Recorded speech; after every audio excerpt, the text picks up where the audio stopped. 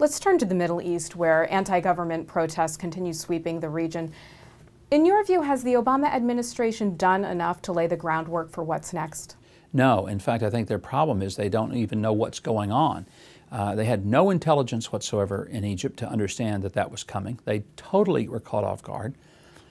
And while I would like to say our intelligence community should have had some understanding of the rumblings, even let's say that it caught everybody off guard to the point that no one could have even had an inkling or idea what to do. The way that we mismanaged that was that we simply sent a signal to all of our allies in the Middle East that said, not just to the Middle East, but frankly everywhere. And here's what it said. No matter how strong an ally you've been, if you get in trouble, you are so on your own, because we are immediately going to pick who we think is going to win and jump on their tank with them. Now, I'm not saying that the president should have gotten up and given a speech praising Hosni Mubarak, because there were a lot of things about Hosni Mubarak that were certainly, that left to be desired. But he had been an ally for 30 years. He had kept peace with Israel. He had kept the peace treaty. He had kept peace within Egypt, even though in the last few years more and more heavy-handedly. But without praising him or trying to keep him in power, the president could have said, this is a matter for the Egyptian people to determine. We respect their sovereignty as a nation, and if their people choose to depose their government, then we won't interfere with that.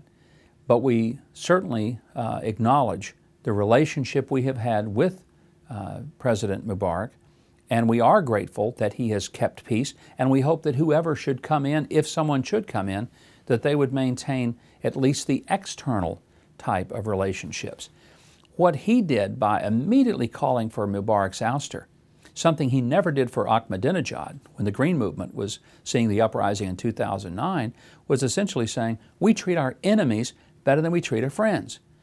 He didn't have any offer of support for the Green Movement until after the woman was killed in the street in a bloody mess, never called for the ouster or the stepping down of Ahmadinejad, but on day one, he's calling for Mubarak to step down, which is really an insult, and in the Eastern culture, to publicly demand that of a foreign leader was going to put Mubarak in an impossible situation from which he could not recover. If you were president, how would you be handling things, especially in dealing with the threat of radical Islam? I'm always careful to kind of use the hypothetical if I were, because it sounds so presumptuous. So let me just say it in this regard. What I wish the United States would do is first recognize openly, publicly, without apology, despite the fact that it's politically incorrect, and just say Islamic jihadism is a clear and present danger to every person's freedom on the planet who does not subscribe to radical Islam, because it is.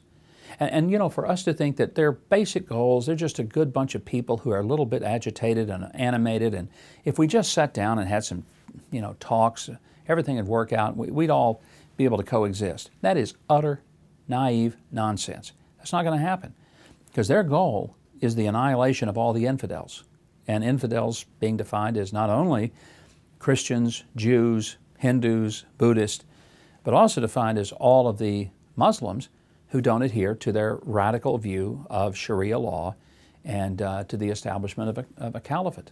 Now, I understand that you recently visited Israel. Yes. What are Israelis saying about President Obama and the way that he is going about the nuclear threat coming from Iran? Israel has, I think, reached a new level of sobriety in relationship to its own position in the world. I've never seen the Israelis so guarded in terms of their optimism. And I've been going to Israel since 1973. You know, that's 38 years. So I've seen a lot of changes in Israel over that period of time. And this was my 15th, I think, trip there. I visited with many government officials, and on this trip, the Prime Minister, Defense Minister, and a number of other people in the Knesset. I've never seen such a unanimous mood, because typically the Israelis are kind of like Americans on steroids when it comes to their own willingness to mix it up with each other. But there's a single, maybe, perspective, and that is that the Israelis feel on their own. They feel like that the United States of America, under President Obama, cannot be counted on to really step in for them at a crucial moment. they recently blocked the vote in the UN that would have condemned Israel for any more community building within their territory. I'm not going to use the term West Bank because I think that's a false term. It's Judea and Samaria. And I think those are lands that are legal. I know I'm very alone in that point of view among most people, but there's always been this attempt to be condemning of Israel for that. The U.S. toyed with joining the condemnation, but ultimately vetoed that resolution, but have continued to say, even this week, with Secretary of State Clinton saying that building in the Judea-Samaria area continues to be the biggest threat to resolving the Palestinian-Israeli crisis. And to that I say nuts. That's not what's the impediment.